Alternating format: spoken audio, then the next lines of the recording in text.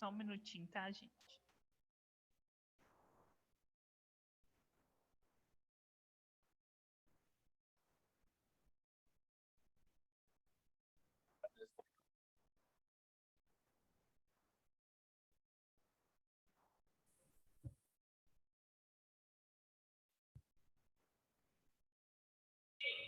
Nós temos resultado? Se não, nós temos que correr atrás, porque eu vou brigar com a aeronáutica.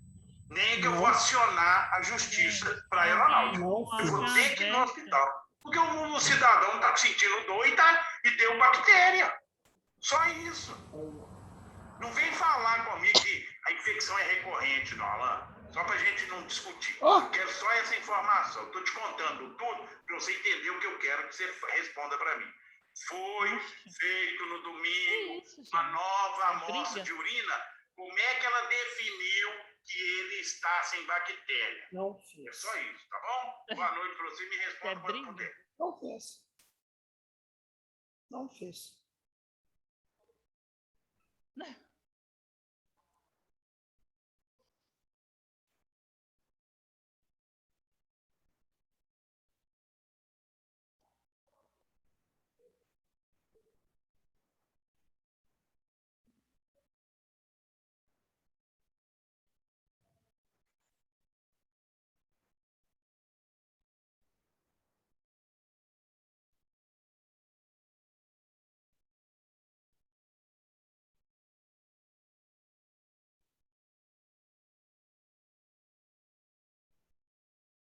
Gente, o trabalho tá ok, né?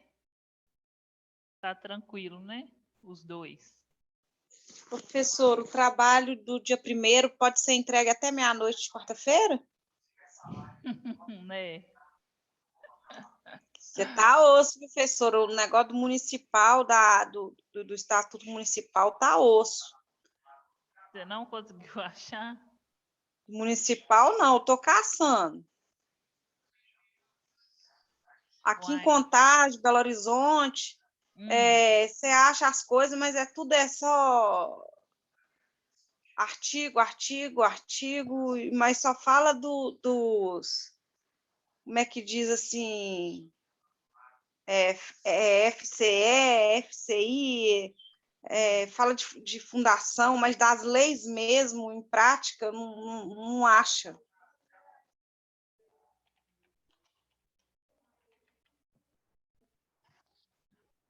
Alguém mais teve dificuldade aí, gente, com a municipal?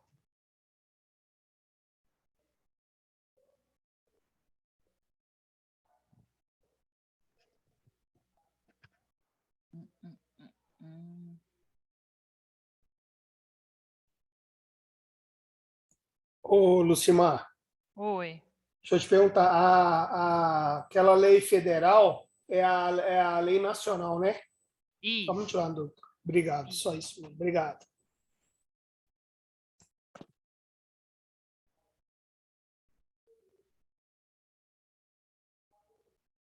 Vamos voltar aqui. Professor, eu fiz o meu resumo, não deu muito grande não, tá? Não, mas não é para dar grande mesmo, não. Eu só quero que vocês abranjam aí as 3, se vocês conseguirem citar aí as 3 para mim, já tá ótimo. Eu acho que eu consegui. Amanhã eu te envio. Então, ótimo. E concernente a estadual de Minas, professor, até que foi fácil, assim, abranger algumas leis que tem em Minas que é consequência da lei nacional, mas que eles abrangem umas áreas mais expansivas sobre a área nacional. Mas municipal, realmente, eu estou tendo muita dificuldade de achar. Tem, sim, leis em Belo Horizonte, mas é tudo, quando você vai achar, é tudo órgão. Leis que fizeram órgãos que tomam conta do Estatuto do Idoso. Não é uma lei em si, um parágrafo, um artigo que foi feito uma lei, por exemplo, na Câmara de Vereadores, na Câmara de Deputado Federal, estadual, mas sim eles formaram como se fosse um estatuto, mas formaram tipo assim, um conselho para fazer um estatuto, mas não abrange assim a maioria das vezes é a lei nacional que eles abrangem dentro do território municipal. O que eu tenho achado de Contagem de Belo Horizonte é isso, mas eu já joguei no Google de outras cidades e não apareceu nada, não. Entendi. Mas aí, se for o caso, se de toda forma você não conseguir, aí você fala sobre essas aí que criou o órgão, relatando, né, qual o órgão e qual a função desse órgão, então, mediante essa lei que criou ele. Porque se criou um por exemplo, órgão, em Belo ele Horizonte ficou... tem órgãos que fiscalizam ambientes onde ficam os idosos, como é que chama? Casas de repouso, lugares que fiscalizam. É isso que abrange a lei, o que eu achei lá. Setores que eles fizeram, tipo, uma comissão como diz assim, uma comissão que fiscaliza os direitos do idoso, entendeu? Mas, assim, abrange lá, falar assim, uma lei, um artigo, já não mas é tipo conselhos mesmo, que eles montaram grupos para fiscalizar. Entendi. Mas aí, se de toda forma você não conseguir, aí faz o que eu te falei. Cita a lei, e aí qual é o órgão que foi ligado a essa lei, qual a responsabilidade desse âmbito mediante aí os idosos, então. Que a gente vai considerar como no âmbito municipal, entendeu? Entendi.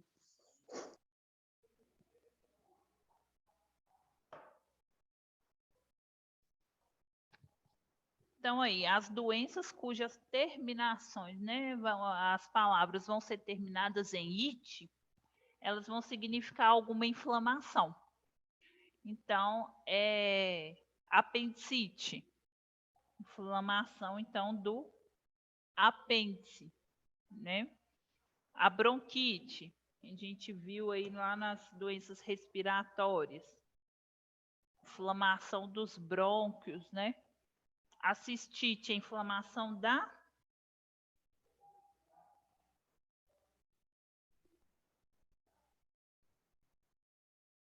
Alguém, gente? A bexiga? Isso, da bexiga. Conjuntivite.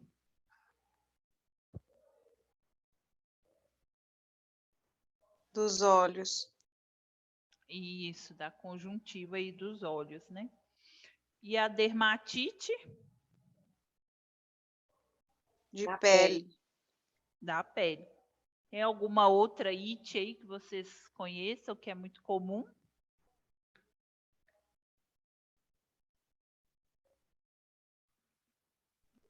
Sinusite, rinite. Exatamente. O apendicite, que é do apêndice. Nós temos as ites respiratórias aí, né? Sinusite, a rinite. Quando eu era nova, minha mãe falava muito um trem que eu até achava que era palavrão, bursite. O que é isso? Bursite é inflamação da bursa. Geralmente dá nas articulações, tá? Joelho, no cotovelo, ombro, principalmente ombro, quando dá inflamação, é chamado de bursite, que é do líquido aí sinovial, aí gera um edema, fica vermelho, aí é considerado uma bursite, mas é inflamação geralmente nas articulações. Elefantite, né, professor? Oi? E a sinusite? A sinusite é dos seios nasais, né, da face. Elefantite, pancreatite, tudo aí. Isso, tudo isso aí é inflamação. Então, terminou em it, algum processo inflamatório. Pancreatite, gastrite, hepatite. Então, tudo isso são processos inflamatórios. Terminou em it, otite. Inflamação. Então, terminou em ite, são processos inflamatórios. Então, fica mais fácil da gente identificar qual que é a patologia, qual que é o problema agudo ali que o meu paciente está desenvolvendo. Eu sei que se terminou em ite, ele está com inflamação em determinada parte do corpo. E a maioria deles, pelo nome, você já consegue identificar. Elefantite dá nas pernas, não é? É um parasita? Na realidade, é elefantíase. Elefantíase. Ele dá mais na região das pernas, não é? Isso. Acomete aí os membros inferiores, que dá aquele aspecto, né, na perna de elefante mesmo, decorrente aí do processo inflamatório, vai gerando aquele edema. Mas tem medicação, né? Tem tratamento. Aquilo ali, professor, é quando é má circulação que acontece isso? É relacionado a parasitas também. Esse parasita, ele entra na corrente sanguínea? Geralmente é por via oral, na verdade. Ah, tá. Então, as palavras terminadas em algia, elas vão determinar aí dores, né, em determinadas partes do corpo. Então, o termo técnico terminou em algia, significa que o paciente está com dor em algum lugar do corpo. Então, lombalgia, ele está com dor na região lombar. Precordialgia, ele está com dor onde?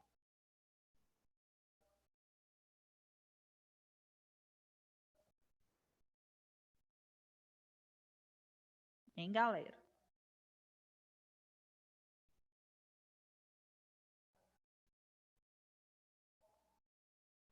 Ninguém sabe onde é que é precordialgia?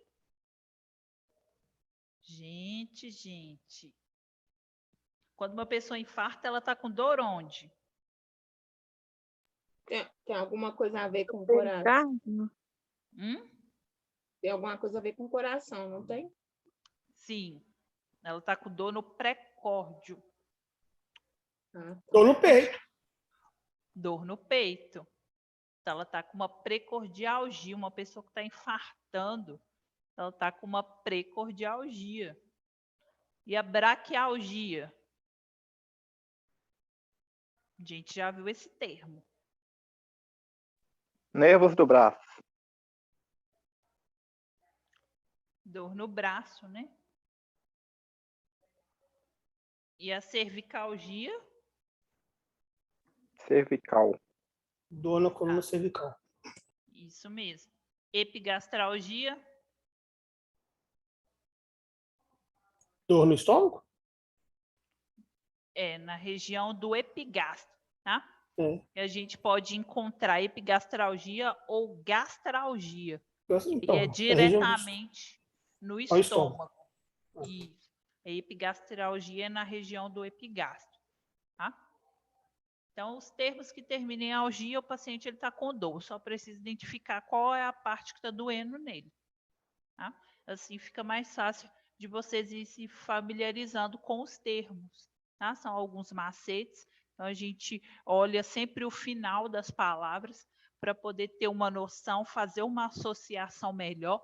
E assim a gente vai se familiarizando com os termos, com as partes do corpo e conseguindo identificar de forma mais rápida qual que é o problema que aquele paciente está apresentando para mim. Né? Nas evoluções vão vir descritos somente os termos. Eu não vou ter uma tradução ali. Então, e nem posso evoluir o meu paciente de maneira comum. Eu converso com ele da maneira simples, mas na hora de evoluir esse prontuário, eu tenho que usar esses termos técnicos para designar todas as queixas, tudo aquilo que ele está apresentando para mim. Então, é só para ficar mais claro aí para vocês. Agora a gente vai voltar lá para a matéria, então.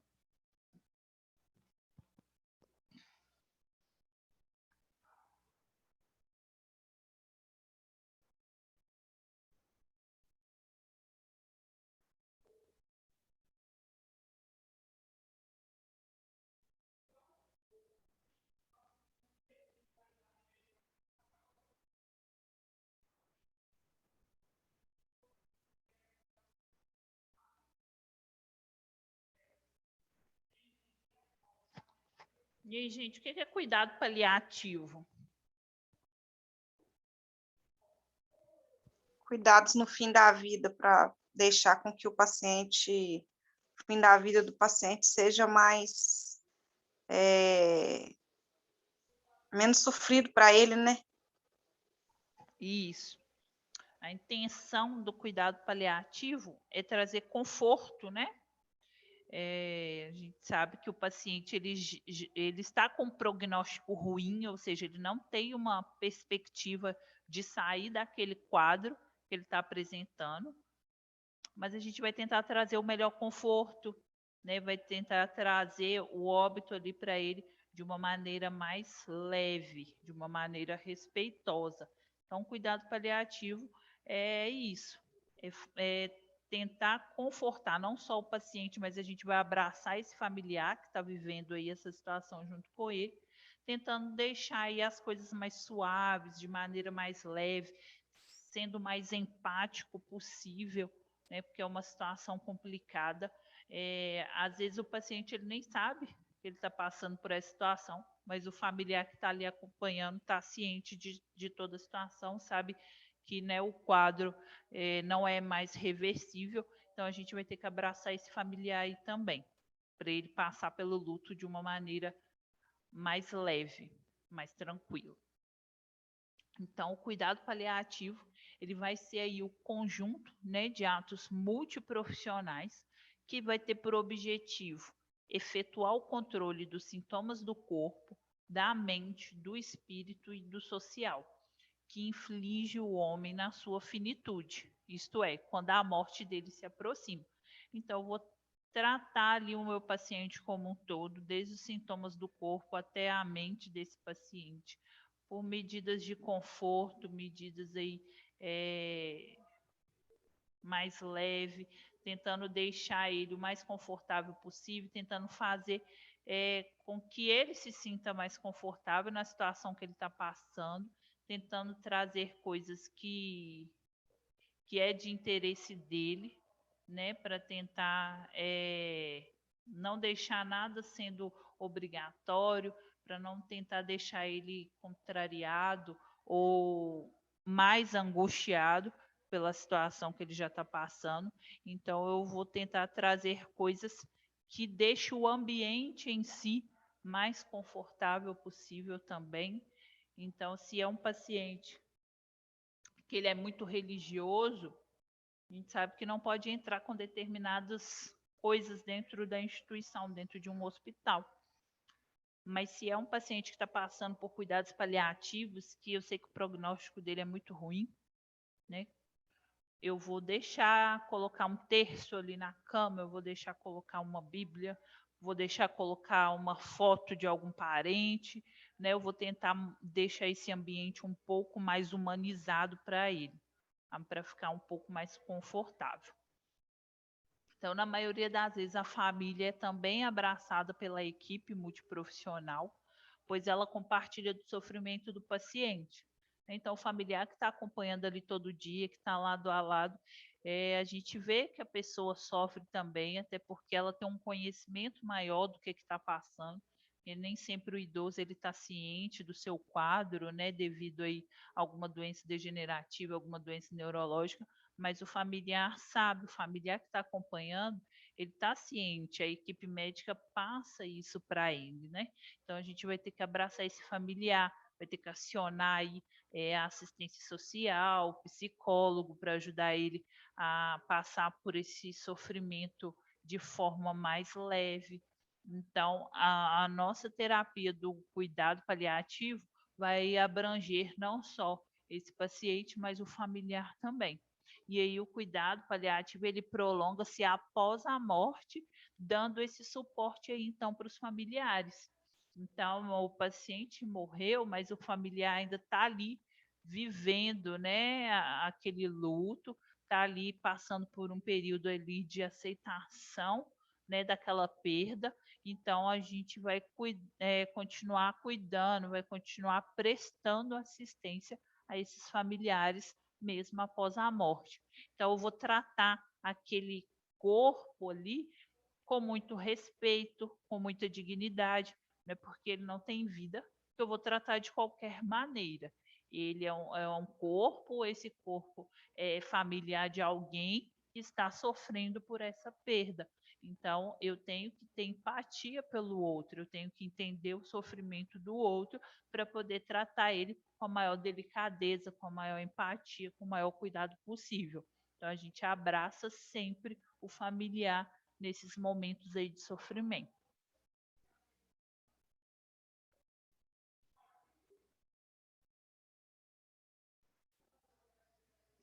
Então, os profissionais aí que compõem a equipe são os que controlam os sintomas do corpo. Quem são eles? Os médicos, os enfermeiros, os fisioterapeutas, os terapeutas ocupacionais e vocês, né?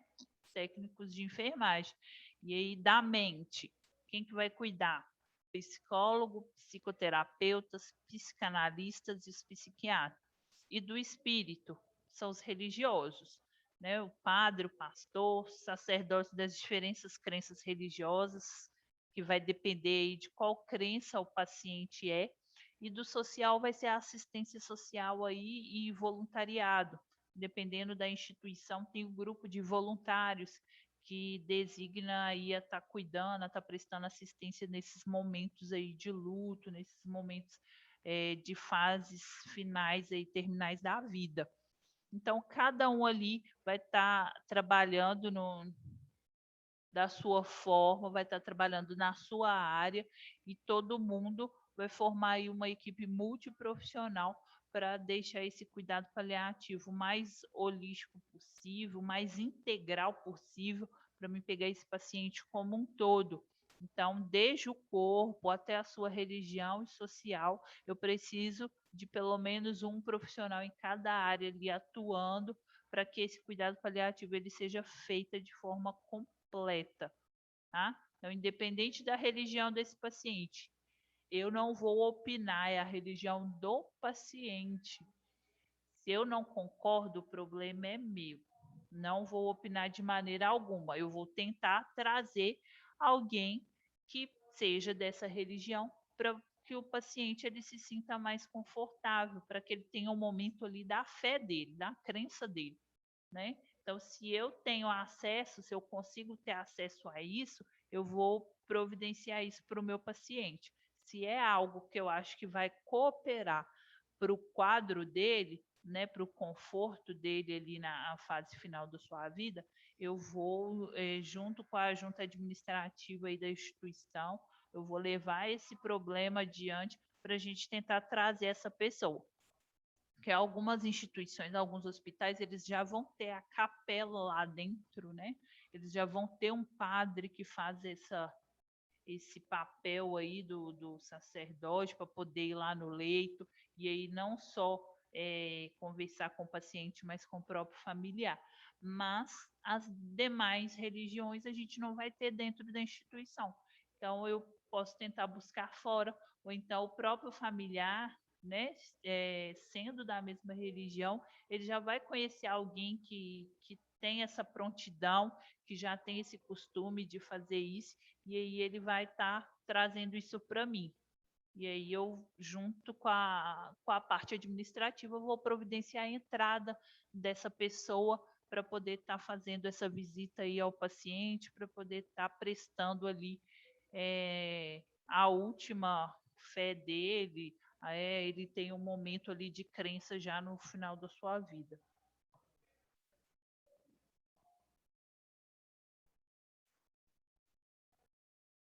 Então, além desses, na dependência da evolução clínica do caso, outros profissionais especialistas eles poderão ser chamados para cooperar com a equipe. Então, além daqueles profissionais que a gente acabou de ver que vai atuar desde o corpo, né, até a religião ali, o social, se houver a necessidade de outros profissionais de determinadas áreas ou especialidades médicas, a gente vai acionar para poder dar uma assistência maior e completa para esse paciente, para que em nenhum momento ele fique desassistido, tá?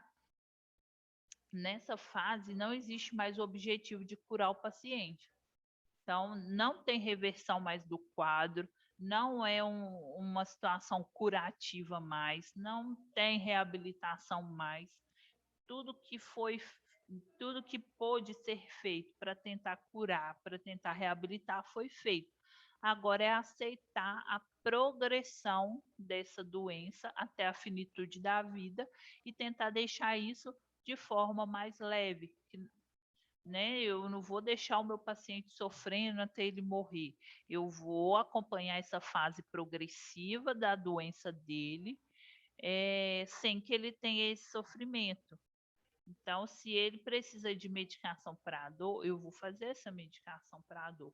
Então, é só um acompanhamento aí dessa fase progressiva, que é irreversível, não responsiva, e aí esses cuidados são extremamente necessários para que ele passe por essa fase de progressão até a finitude sem sofrimento.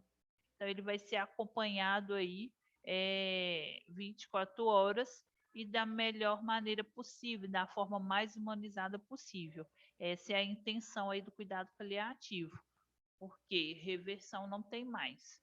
Não tem mais como curar, não tem como reverter. Então, a gente vai acompanhar essa fase de progressão, né, a fase da doença e até ele, enfim, vir a falecer, mas que esse acompanhamento seja humanizado, que esse acompanhamento aí seja menos sofrido possível, né, para que ele tenha uma morte mais confortável, mais humanizada.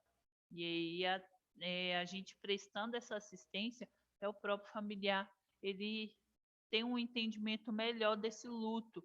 Ele começa a entender que o que foi feito, né, o que pôde ser feito pelo familiar dele, foi feito. E que agora realmente não tem o que se fazer. É cuidar ali para que ele não tenha um sofrimento maior do que deveria. Então, ele começa a ter essa aceitação da perda, ele já começa a trabalhar essa questão do luto ali internamente, e aí, quando vier de fato o óbito, ele não tem uma repercussão emocional tão grande como se fosse uma morte súbita, tá? Então, ele já trabalha ali o seu próprio psicológico, essa aceitação de que em algum momento o familiar dele vai partir, mas vai partir sendo cuidado em todo o tempo, independente do quadro dele de doença.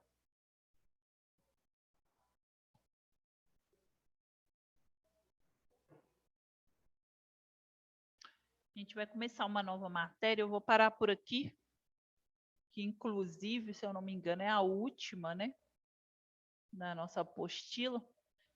Vou parar por aqui, a gente segue na quarta. Não me esqueçam do trabalho até quarta-feira aí de legislação, tá? Boa noite para vocês, bom descanso. Para você também, Lucimar. Com Deus. Obrigada. Tchau, tchau. Tchau.